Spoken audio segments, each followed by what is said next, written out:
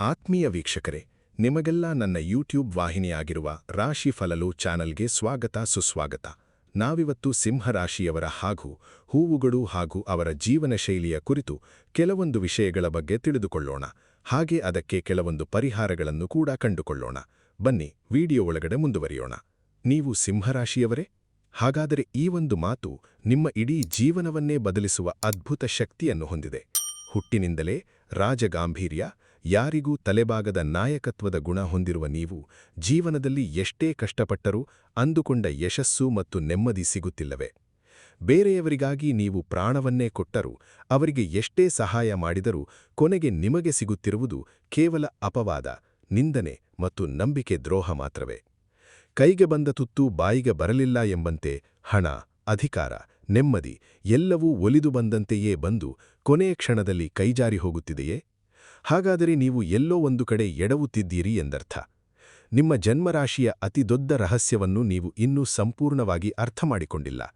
ನಿಮ್ಮ ಇಡೀ ಜೀವನವನ್ನು ಬೆಳಗುವ, ನಿಮ್ಮ ಪ್ರತಿಯೊಂದು ಕಷ್ಟವನ್ನು ಬೇರು ಸಹಿತ ಕಿತ್ತುಹಾಕುವ ಆ ಒಂದು ಅದ್ಭುತ ದೈವೀ ಶಕ್ತಿಯ ಬಗ್ಗೆ ನೀವು ಇಂದು ತಿಳಿಯಲೇಬೇಕು. ಜೀವನ ಪೂರ್ತಿ ಸಿಂಹರಾಶಿಯವರು ಕಡ್ಡಾಯವಾಗಿ ಪೂಜಿಸಬೇಕಾದ ಆ ಪ್ರತ್ಯಕ್ಷ ದೇವರು ಯಾರು ಗೊತ್ತಾ? ಈ ರಹಸ್ಯವನ್ನು ಒಮ್ಮೆ ತಿಳಿದುಕೊಂಡು ಪೂಜೆ ಶುರು ಮಾಡಿದರೆ ನಿಮ್ಮನ್ನು ಸೋಲಿಸಲು ಈ ಜಗತ್ತಿನಲ್ಲಿ ಯಾರಿಂದಲೂ, ಯಾವ ದುಷ್ಟ ಶಕ್ತಿಯಿಂದಲೂ ಸಾಧ್ಯವಿಲ್ಲ. ನಿಮ್ಮ ಅದೃಷ್ಟದ ಬಾಗಿಲು ಇಂದೇ ತೆರೆಯಲಿದೆ. ನಿಮ್ಮ ಎಲ್ಲಾ ಕಷ್ಟಗಳಿಗೆ ಕೊನೆಯಾಗುವ ಸಮಯ ಹತ್ತಿರ ಬಂದಿದೆ. ವಿಡಿಯೋವನ್ನು ಎಲ್ಲಿಯೂ ನಿಲ್ಲಿಸದೆ ಅತ್ಯಂತ ಶ್ರದ್ಧೆಯಿಂದ ಕೊನೆಯವರೆಗೂ ಆಲಿಸಿ, ಏಕೆಂದರೆ ನಿಮ್ಮ ಜೀವನದ ಅತಿದೊಡ್ಡ ತಿರುವು ಇಲ್ಲೇ ಅಡಗಿದೆ. ಸಿಂಹರಾಶಿಯು ನವಗ್ರಹಗಳ ರಾಜನಾದ ಸೂರ್ಯನ ಸ್ವಂತ ರಾಶಿಯಾಗಿದೆ. ಸೂರ್ಯ ಹೇಗೆ ಇಡೀ ಜಗತ್ತಿಗೆ ಬೆಳಕನ್ನು ನೀಡುತ್ತಾನೋ, ಅದೇ ರೀತಿ ಸಿಂಹರಾಶಿಯವರು ತಮ್ಮ ಸುತ್ತಮುತ್ತಲಿನ ಜನರಿಗೆ ಆಸರೆಯಾಗಿ ನಿಲ್ಲುತ್ತಾರೆ. ನಿಮ್ಮದು ಬೆಂಕಿಯ ತತ್ವ. ಅನ್ಯಾಯವನ್ನು ಕಂಡರೆ ಸಿಡಿದೇಳುವ ಗುಣ ನಿಮ್ಮದು. ನೇರ ನುಡಿ, ನಿಷ್ಠುರ ಮಾತುಗಳಿಂದಾಗಿಯೇ ನೀವು ಬಹಳಷ್ಟು ಜನರಿಗೆ ಶತ್ರುಗಳಾಗುತ್ತೀರಿ. ನಿಮ್ಮ ಮನಸ್ಸಿನಲ್ಲಿ ಯಾವುದೇ ಕಲ್ಮಶವಿರುವುದಿಲ್ಲ. ಆದರೆ ನಿಮ್ಮ ಕಪಟವಿಲ್ಲದ ನೇರವಾದ ಮಾತುಗಳು ಬೇರೆಯವರಿಗೆ ಅಹಂಕಾರದಂತೆ ಕಾಣುತ್ತದೆ. ನೀವು ಯಾರನ್ನಾದರೂ ನಂಬಿದರೆ ಅವರಿಗಾಗಿ ಸರ್ವಸ್ವವನ್ನು ತ್ಯಾಗ ಮಾಡಲು ಸಿದ್ಧರಿರುತ್ತೀರಿ. ಆದರೆ ವಿಪರ್ಯಾಸವೆಂದರೆ, ನೀವು ಯಾರನ್ನು ಅತಿ ಹೆಚ್ಚು ನಂಬುತ್ತೀರೋ ಅವರಿಂದಲೇ ನಿಮಗೆ ಅತಿ ದೊಡ್ಡ ಪೆಟ್ಟು ಬೀಳುತ್ತದೆ. ನಿಮ್ಮ ಬೆನ್ನಿಗೆ ಚೂರಿ ಹಾಕುವವರು ನಿಮ್ಮ ಶತ್ರುಗಳಲ್ಲ, ಬದಲಾಗಿ ನಿಮ್ಮ ಜೊತೆಯಲ್ಲೇ ಇದ್ದು ನಿಮ್ಮ ಸಹಾಯ ಪಡೆದವರೇ ಆಗಿರುತ್ತಾರೆ. ಇಂತಹ ಕಷ್ಟದ ಪರಿಸ್ಥಿತಿಗಳಲ್ಲಿ ಮನಸ್ಸಿಗೆ ತೀವ್ರವಾದ ಘಾಸಿಯಾದಾಗ ನಿಮ್ಮ ನೆರವಿಗೆ ಬರುವ, ನಿಮಗೆ ರಕ್ಷಾ ಕವಚವಾಗಿ ನಿಲ್ಲುವ ಏಕೈಕ ದೈವೀ ಶಕ್ತಿಯೆಂದರೆ ಅದು ನಿಮ್ಮ ರಾಶ್ಯಾಧಿಪತಿಯಾದ ಸೂರ್ಯನಾರಾಯಣ ಮತ್ತು ಲಯಕಾರಕನಾದ ಪರಮಶಿವ.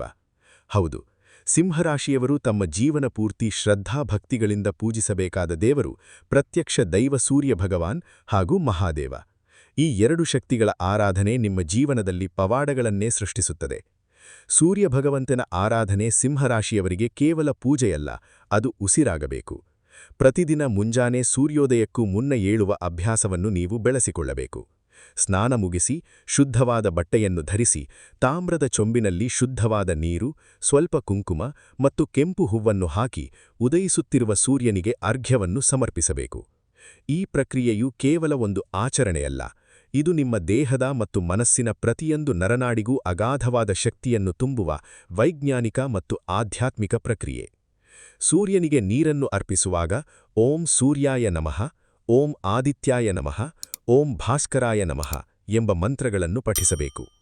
ತಾಮ್ರದ ಪಾತ್ರೆಯಿಂದ ಬೀಳುವ ನೀರಿನ ಧರೆಯ ಮೂಲಕ ಸೂರ್ಯನ ಕಿರಣಗಳನ್ನು ನೋಡುವುದರಿಂದ ನಿಮ್ಮ ಕಣ್ಣಿನ ದೃಷ್ಟಿ ಚುರುಕಾಗುತ್ತದೆ, ಬುದ್ಧಿಮತ್ತೆ ಹೆಚ್ಚಿಸುತ್ತದೆ ಮತ್ತು ನಿಮ್ಮ ಮುಖದಲ್ಲಿ ಒಂದು ರೀತಿಯ ದೈವಿಕ ತೇಜಸ್ಸು ಮೂಡುತ್ತದೆ.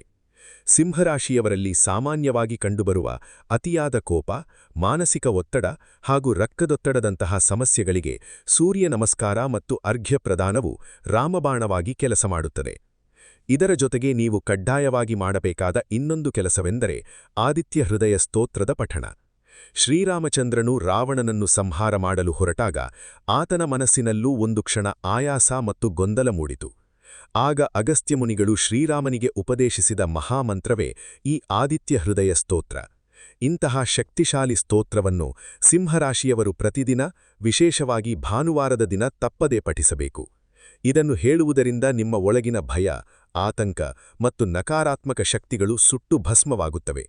ನಿಮಗೆ ಎದುರಾಗುವ ಎಷ್ಟೇ ದೊಡ್ಡ ಶತ್ರುವಾದರೂ ಸರಿ, ನಿಮ್ಮ ದಾರಿಯಲ್ಲಿ ಬರುವ ಎಷ್ಟೇ ದೊಡ್ಡ ಅಡೆತಡೆಯಾದರೂ ಸರಿ, ಆದಿತ್ಯ ಹೃದಯ ಸ್ತೋತ್ರದ ಪ್ರಭಾವದಿಂದ ಅವೆಲ್ಲವೂ ಧೂಳಿಪಟವಾಗುತ್ತವೆ. ಉದ್ಯೋಗದಲ್ಲಿ ಬಡ್ತಿಗಾಗಿ ಕಾಯುತ್ತಿರುವವರಿಗೆ, ವ್ಯಾಪಾರದಲ್ಲಿ ನಷ್ಟ ಅನುಭವಿಸುತ್ತಿರುವವರಿಗೆ, ಸಮಾಜದಲ್ಲಿ ಗೌರವ ಮತ್ತು ಪ್ರತಿಷ್ಠೆಯನ್ನು ಗಳಿಸಲು ಹಂಬಲಿಸುತ್ತಿರುವ ಸಿಂಹರಾಶಿಯವರಿಗೆ ಸೂರ್ಯನಾರಾಯಣನ ಕೃಪೆ ಅತ್ಯಂತ ಅನಿವಾರ್ಯ. ಸೂರ್ಯನು ಸರ್ಕಾರ, ಆಡಳಿತ ಮತ್ತು ಉನ್ನತ ಸ್ಥಾನಗಳ ಕಾರಕ. ಹಾಗಾಗಿ ಸೂರ್ಯನ ಆರಾಧನೆಯಿಂದ ನೀವು ನಿಮ್ಮ ವೃತ್ತಿಜೀವನದಲ್ಲಿ ಉನ್ನತ ಶಿಖರವನ್ನು ತಲುಪಬಹುದು. ಸೂರ್ಯನ ಜೊತೆಗೆ ಸಿಂಹರಾಶಿಯವರು ಪೂಜಿಸಬೇಕಾದ ಮತ್ತೊಂದು ಪರಮಶಕ್ತಿ ಎಂದರೆ ಲಯಕಾರಕ ಶಿವ. ಜ್ಯೋತಿಷ್ಯಶಾಸ್ತ್ರದ ಪ್ರಕಾರ ಸೂರ್ಯನನ್ನು ಶಿವನ ಪ್ರತಿರೂಪವೆಂದೇ ಪರಿಗಣಿಸಲಾಗುತ್ತದೆ. ಶಿವನ ಅಷ್ಟಮೂರ್ತಿಗಳಲ್ಲಿ ಸೂರ್ಯನೂ ಕೂಡ ಒಬ್ಬ. ಸಿಂಹರಾಶಿಯವರು ಮೂಲಭೂತವಾಗಿ ಶಿವನ ಆರಾಧಕರಾಗಿರುತ್ತಾರೆ. ನಿಮ್ಮ ಮನಸ್ಸಿಗೆ ಶಾಂತಿ ಮತ್ತು ಸ್ಥಿರತೆ ಸಿಗುವುದು ಶಿವನ ಧ್ಯಾನದಿಂದ ಮಾತ್ರ. ಪ್ರತಿ ಸೋಮವಾರದಂದು ಶಿವನ ದೇವಾಲಯಕ್ಕೆ ಭೇಟಿ ನೀಡಿ ಶಿವಲಿಂಗಕ್ಕೆ ಜಲಾಭಿಷೇಕ ಅಥವಾ ಹಾಲಿನ ಅಭಿಷೇಕವನ್ನು ಮಾಡುವುದರಿಂದ ನಿಮ್ಮ ಜೀವನದ ಕಠಿಣ ಸಮಸ್ಯೆಗಳು ಕರಗಿ ಹೋಗುತ್ತವೆ. ನಿಮ್ಮ ರಾಶಿಗೆ ಅಧಿಪತಿಯಾದ ಸೂರ್ಯನು ಬೆಂಕಿಯ ಸಂಕೇತವಾದರೆ ಶಿವನ ತಲೆಯ ಮೇಲಿರುವ ಗಂಗೆಯು ತಂಪಿನ ಸಂಕೇತ. ಸಿಂಹರಾಶಿಯವರ ಅತಿಯಾದ ಉಷ್ಣ ಪ್ರಕೃತಿಯನ್ನು, ಕೋಪವನ್ನು ಮತ್ತು ಆವೇಶವನ್ನು ನಿಯಂತ್ರಣದಲ್ಲಿಟ್ಟು ಸರಿಯಾದ ನಿರ್ಧಾರಗಳನ್ನು ತೆಗೆದುಕೊಳ್ಳುವ ಬುದ್ಧಿಯನ್ನು ಕರುಣಿಸುವುದು ಪರಮಶಿವ. ಪಂಚಾಕ್ಷರಿ ಮಂತ್ರವಾದ ಓಂ ನಮಃಶಿವಾಯ ಮಂತ್ರವನ್ನು ಪ್ರತಿದಿನ ಕನಿಷ್ಠ 108 ಬಾರಿ ಜಪಿಸುವುದನ್ನು ರೂಢಿಸಿಕೊಳ್ಳಿ. ಸಿಂಹರಾಶಿಯವರ ಜೀವನದಲ್ಲಿ ಭಾನುವಾರವು ಅತ್ಯಂತ ಪವಿತ್ರವಾದ ಮತ್ತು ಶಕ್ತಿಶಾಲಿಯಾದ ದಿನ. ಈ ದಿನದಂದು ನೀವು ಸಾಧ್ಯವಾದಷ್ಟು ಸಾತ್ವಿಕ ಆಹಾರವನ್ನು ಸೇವಿಸಬೇಕು. ಮಾಂಸಾಹಾರ, ಮದ್ಯಪಾನ ಮುಂತಾದ ತಾಮಸಿಕ ವಸ್ತುಗಳಿಂದ ದೂರವಿರುವುದು ಬಹಳ ಒಳ್ಳೆಯದು. ಭಾನುವಾರದಂದು ಸೂರ್ಯನಿಗೆ ಪ್ರಿಯವಾದ ಕೆಂಪು ಅಥವಾ ಕಿತ್ತಳೆ ಬಣ್ಣದ ವಸ್ತ್ರಗಳನ್ನು ಧರಿಸುವುದು ನಿಮಗೆ ಶುಭವನ್ನು ತರುತ್ತದೆ. ಹಾಗೆಯೇ ನಿಮ್ಮ ತಂದೆ ಅಥವಾ ತಂದೆಯ ಸಮಾನರಾದ ಹಿರಿಯರನ್ನು ಗೌರವಿಸುವುದು ಸೂರ್ಯನ ಪೂಜೆಗೆ ಸಮಾನ. ಸೂರ್ಯನು ಪಿತೃಕಾರಕ. ಯಾರ ಜಾತಕದಲ್ಲಿ ಸೂರ್ಯ ಬಲವಾಗಿರುತ್ತಾನೋ ಅವರು ತಮ್ಮ ತಂದೆಯೊಡನೆ ಉತ್ತಮ ಬಾಂಧವ್ಯವನ್ನು ಹೊಂದಿರುತ್ತಾರೆ. ಒಂದು ವೇಳೆ ನೀವು ನಿಮ್ಮ ತಂದೆಯನ್ನು ನಿರ್ಲಕ್ಷಿಸಿದರೆ ಅಥವಾ ಅವರನ್ನು ಅಪಮಾನಿಸಿದರೆ ನೀವು ಎಷ್ಟೇ ಸೂರ್ಯನ ಪೂಜೆ ಮಾಡಿದರೂ ಅದರ ಫಲ ನಿಮಗೆ ಸಿಗುವುದಿಲ್ಲ ಎಂಬುದನ್ನು ನೆನಪಿನಲ್ಲಿಡಿ. ಹಿರಿಯರ ಆಶೀರ್ವಾದವೇ ನಿಮಗೆ ಶ್ರೀರಕ್ಷೆ. ಇದರ ಜೊತೆಗೆ ಬಡವರಿಗೆ, ನಿರ್ಗತಿಕರಿಗೆ ಗೋಧಿ, ಬೆಲ್ಲ ಮತ್ತು ತಾಮ್ರದ ವಸ್ತುಗಳನ್ನು ದಾನ ಮಾಡುವುದರಿಂದ ಸೂರ್ಯದೇವನ ಕೃಪಾಕಟಾಕ್ಷ ನಿಮ್ಮ ಮೇಲೆ ಸದಾ ಇರುತ್ತದೆ.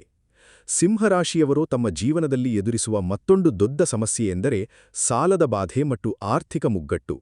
ನಿಮ್ಮ ಜೀವನ ಶೈಲಿಯು ಬಹಳ ಅದ್ಧೂರಿಯಾಗಿರುತ್ತದೆ. ಬೇರೆಯವರ ಎದುರು ಕೀಳಾಗಿ ಕಾಣಬಾರದು ಎಂಬ ಕಾರಣಕ್ಕೆ ನಿಮ್ಮಲ್ಲಿ ಇಲ್ಲದಿದ್ದರೂ ಸಾಲ ಮಾಡಿಯಾದರೂ ಸರಿ ರಾಜನಂತೆಯೇ ಬದುಕಲು ನೀವು ಇಷ್ಟಪಡುತ್ತೀರಿ. ಈ ನಿಮ್ಮ ಗುಣವೇ ನಿಮ್ಮನ್ನು ಆರ್ಥಿಕ ಸಂಕಷ್ಟಕ್ಕೆ ಸಿಲುಕಿಸುತ್ತದೆ. ಈ ಸಮಸ್ಯೆಯಿಂದ ಹೊರಬರಲು ಸೂರ್ಯೋಪಾಸನೆ ಅತ್ಯಗತ್ಯ. ಸೂರ್ಯನು ಆತ್ಮದ ಕಾರಕ. ಆತನು ನಿಮ್ಮ ಒಳಮನಸ್ಸನ್ನು ಜಾಗೃತಗೊಳಿಸುತ್ತಾನೆ. ನಿಮಗೆ ಯಾವುದು ಸರಿ, ಯಾವುದು ತಪ್ಪು ಎಂಬ ವಿವೇಚನೆಯನ್ನು ನೀಡುತ್ತಾನೆ. ಪ್ರತಿದಿನ ಸೂರ್ಯನಿಗೆ ನಮಸ್ಕರಿಸುವಾಗ ನಿಮ್ಮಲ್ಲಿರುವ ಅಹಂಕಾರವನ್ನು ಬಿಟ್ಟು ವಿನಮ್ರತೆಯಿಂದ ಬೇಡಿಕೊಳ್ಳಿ. ಹೇ ಸೂರ್ಯ ಭಗವಂತನೇ, ನನ್ನ ಅಜ್ಞಾನವನ್ನು ದೂರಮಾಡು. ನನ್ನಲ್ಲಿರುವ ಕತ್ತಲೆಯನ್ನು ಓಡಿಸಿ ಜ್ಞಾನದ ಬೆಳಕನ್ನು ನೀಡು ಎಂದು ಪ್ರಾರ್ಥಿಸಿ. ಹೀಗೆ ಮಾಡುವುದರಿಂದ ನಿಮ್ಮ ಆರ್ಥಿಕ ಪರಿಸ್ಥಿತಿ ನಿಧಾನವಾಗಿ ಸುಧಾರಿಸುತ್ತದೆ. ಹಣಕಾಸಿನ ವಿಚಾರದಲ್ಲಿ ನೀವು ತೆಗೆದುಕೊಳ್ಳುವ ನಿರ್ಧಾರಗಳು ಸರಿಯಾದ ದಾರಿಯಲ್ಲಿ ಸಾಗುತ್ತವೆ. ನಿಮ್ಮ ದಾಂಪತ್ಯ ಜೀವನ ಅಥವಾ ಪ್ರೇಮ ಜೀವನದಲ್ಲಿಯೂ ಕೂಡ ಸೂರ್ಯ ಮತ್ತು ಶಿವನ ಆರಾಧನೆ ಅದ್ಭುತವಾದ ಬದಲಾವಣೆಗಳನ್ನು ತರುತ್ತದೆ. ಸಿಂಹರಾಶಿಯವರು ತಮ್ಮ ಸಂಗಾತಿಯಿಂದ ಅತಿಯಾದ ಪ್ರೀತಿ, ಗೌರವ ಮತ್ತು ನಿಷ್ಠೆಯನ್ನು ನಿರೀಕ್ಷಿಸುತ್ತಾರೆ. ಆದರೆ ನಿಮ್ಮ ಅಧಿಕಾರ ಚಲಾಯಿಸುವ ಸ್ವಭಾವವು ಕೆಲವೊಮ್ಮೆ ಸಂಬಂಧಗಳಲ್ಲಿ ಬಿರುಕು ಮೂಡಲು ಕಾರಣವಾಗಬಹುದು. ಶಿವ ಮತ್ತು ಪಾರ್ವತಿಯರ ಆರಾಧನೆಯಿಂದ ನಿಮ್ಮ ದಾಂಪತ್ಯದಲ್ಲಿ ಸಾಮರಸ್ಯ ಉಂಟಾಗುತ್ತದೆ. ಪತಿಪತ್ನಿಯರ ನಡುವಿನ ಭಿನ್ನಾಭಿಪ್ರಾಯಗಳು ದೂರವಾಗಿ ಅನ್ಯೋನ್ಯತೆ ಹೆಚ್ಚುತ್ತದೆ. ನಿಮ್ಮ ಕೋಪದ ಕೈಗೆ ಬುದ್ಧಿ ಕೊಡದೆ ತಾಳ್ಮೆಯಿಂದ ಪರಿಸ್ಥಿತಿಯನ್ನು ನಿಭಾಯಿಸುವ ಶಕ್ತಿಯನ್ನು ಮಹಾದೇವನು ನಿಮಗೆ ಕರುಣಿಸುತ್ತಾನೆ. ಜೀವನದಲ್ಲಿ ಎಷ್ಟೇ ಕಷ್ಟಗಳು ಬಂದರೂ 7ನೇ ಶನಿ, ಅಷ್ಟಮ ಶನಿ ಅಥವಾ ಯಾವುದೇ ಗ್ರಹದೋಷಗಳು ನಿಮ್ಮನ್ನು ಬಾಧಿಸುತ್ತಿದ್ದರೂ ನಿತ್ಯ ಸೂರ್ಯನ ಉಪಾಸನೆ ಮತ್ತು ಶಿವನ ಆರಾಧನೆ ಮಾಡುವ ಸಿಂಹರಾಶಿಯವರನ್ನು ಯಾವ ಗ್ರಹಗಳು, ಯಾವ ದೋಷಗಳು ಏನೂ ಮಾಡಲು ಸಾಧ್ಯವಿಲ್ಲ.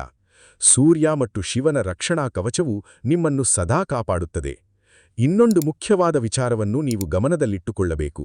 ಸಿಂಹರಾಶಿಯವರ ಶಕ್ತಿ ಇರುವುದು ಅವರ ಆತ್ಮವಿಶ್ವಾಸದಲ್ಲಿ. ಆ ಆತ್ಮವಿಶ್ವಾಸವನ್ನು ಕುಗ್ಗಿಸುವ ಯಾವುದೇ ವ್ಯಕ್ತಿಗಳು ಅಥವಾ ಪರಿಸ್ಥಿತಿಗಳಿಂದ ದೂರವಿರಿ.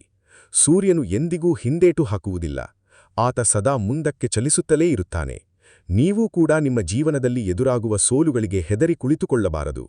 ಒಮ್ಮೆ ಬಿದ್ದು ಹೋದರೆ ಮತ್ತೆ ಫೀನಿಕ್ಸ್ ಹಕ್ಕಿಯಂತೆ ಎದ್ದು ಬರುವ ಶಕ್ತಿ ನಿಮ್ಮಲ್ಲಿದೆ.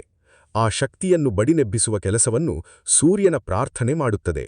ನೀವು ಪೂಜಾ ಕೋಣೆಯಲ್ಲಿ ಒಂದು ಸೂರ್ಯ ಯಂತ್ರವನ್ನು ಅಥವಾ ಸೂರ್ಯನ ವಿಗ್ರಹವನ್ನು ಇಟ್ಟು ಪ್ರತಿದಿನ ಅದಕ್ಕೆ ಕೆಂಪು ಗಂಧ ಅಥವಾ ಕುಂಕುಮವನ್ನು ಹಚ್ಚಿ ಪೂಜಿಸುವುದು ಅತ್ಯಂತ ಶುಭದಾಯಕ. ಮನೆಯಿಂದ ಹೊರಡುವಾಗ ಹಣೆಗೆ ಸ್ವಲ್ಪ ಕೆಂಪು ಕುಂಕುಮ ಅಥವಾ ರಕ್ತಚಂದನವನ್ನು ಇಟ್ಟುಕೊಂಡು ಹೋದರೆ ನೀವು ಕೈಹಾಕಿದ ಪ್ರತಿಯೊಂದು ಕೆಲಸದಲ್ಲಿಯೂ ಜಯಶೀಲರಾಗುತ್ತೀರಿ. ನಿಮ್ಮ ಜೀವನದ ಇಂದಿನಿಂದಲೇ ಈ ನಿಯಮಗಳನ್ನು ಅಳವಡಿಸಿಕೊಳ್ಳಲು ಪ್ರಾರಂಭಿಸಿ. ನಿಮ್ಮ ಮನಸ್ಸಿನಲ್ಲಿ ಯಾವುದೇ ಗೊಂದಲಗಳಿರಬಾರದು. ದೃಢವಾದ ನಂಬಿಕೆ ಮತ್ತು ಅಚಲವಾದ ಭಕ್ತಿಯಿಂದ ಸೂರ್ಯ ಭಗವಾನ್ ಮತ್ತು ಮಹಾದೇವನನ್ನು ಶರಣಾಗಿ. ನಾಳಿನಿಂದಲೇ ಮುಂಜಾನೆ ಬೇಗ ಎದ್ದು ಸೂರ್ಯ ದರ್ಶನ ಮಾಡಿ ಆತನಿಗೆ ಜಲವನ್ನು ಅರ್ಪಿಸಿ ನಿಮ್ಮ ದಿನವನ್ನು ಪ್ರಾರಂಭಿಸಿ ನೋಡಿ. ಕೇವಲ ಒಂದು ಮಂಡಲ ಅಂದರೆ 48 ದಿನಗಳ ಕಾಲ ಈ ಆಚರಣೆಯನ್ನು ನಿಷ್ಠೆಯಿಂದ ಮಾಡಿ ನಿಮ್ಮ ಜೀವನದಲ್ಲಾಗುವ ಪವಾಡಗಳನ್ನು ನೀವೇ ಕಣ್ಣಾರೆ ಕಾಣುವಿರಿ. ನಿಮ್ಮ ಮುಖದಲ್ಲಿ ತೇಜಸ್ಸು ಹೆಚ್ಚುತ್ತದೆ. ನಿಮ್ಮ ಮಾತಿಗೊಂದು ಬೆಲೆ ಬರುತ್ತದೆ. ನಿಮ್ಮನ್ನು ಬಿಟ್ಟು ಹೋದವರು ನಿಮ್ಮನ್ನು ಹುಡುಕಿಕೊಂಡು ಬರುತ್ತಾರೆ. ನಿಮ್ಮ ಶತ್ರುಗಳು ನಿಮ್ಮ ಕಾಲಬುಡಕ್ಕೆ ಬಂದು ನಿಲ್ಲುತ್ತಾರೆ. ಸಮಾಜದಲ್ಲಿ ನಿಮಗೆ ಸಿಗಬೇಕಾದ ಗೌರವ, ಉನ್ನತ ಸ್ಥಾನಮಾನ, ಸಂಪತ್ತು ಮತ್ತು ನೆಮ್ಮದಿ ಎಲ್ಲವೂ ನಿಮ್ಮದಾಗುತ್ತದೆ. ಸಿಂಹರಾಶಿಯವರ ನಿಜವಾದ ಶಕ್ತಿ ಏನು ಎಂಬುದು ಇಡೀ ಜಗತ್ತಿಗೆ ತಿಳಿಯುತ್ತದೆ. ನಂಬಿಕೆಯಿಂದ ಹೆಜ್ಜೆಯಿಡಿ. ಆ ಪರಮಾತ್ಮನ ಕೃಪೆ ನಿಮ್ಮ ಮೇಲೆ ಸದಾ ಇರುತ್ತದೆ. ನಿಮ್ಮ ಭವಿಷ್ಯವು ಉಜ್ವಲವಾಗಲಿ. ಸೂರ್ಯನಾರಾಯಣ ಮತ್ತು ಪರಮಶಿವನ ಆಶೀರ್ವಾದ ನಿಮಗೆ ಮತ್ತು ನಿಮ್ಮ ಕುಟುಂಬಕ್ಕೆ ಸಂಪೂರ್ಣವಾಗಿ ದೊರೆಯಲಿ. ಕಮೆಂಟ್ ಬಾಕ್ಸ್ನಲ್ಲಿ ಓಂ ಸೂರ್ಯಾಯ ನಮಃ ಅಥವಾ ಓಂ ನಮಃ ಶಿವಾಯ ಎಂದು ಬರೆಯುವ ಮೂಲಕ ನಿಮ್ಮ ಭಕ್ತಿಯನ್ನು ಸಮರ್ಪಿಸಿ ಮತ್ತು ಈ ಮಾಹಿತಿಯನ್ನು ನಿಮ್ಮೆಲ್ಲಾ ಸ್ನೇಹಿತರು ಮತ್ತು ಕುಟುಂಬದವರೊಂದಿಗೆ ಹಂಚಿಕೊಳ್ಳಿ. ಧನ್ಯವಾದಗಳು.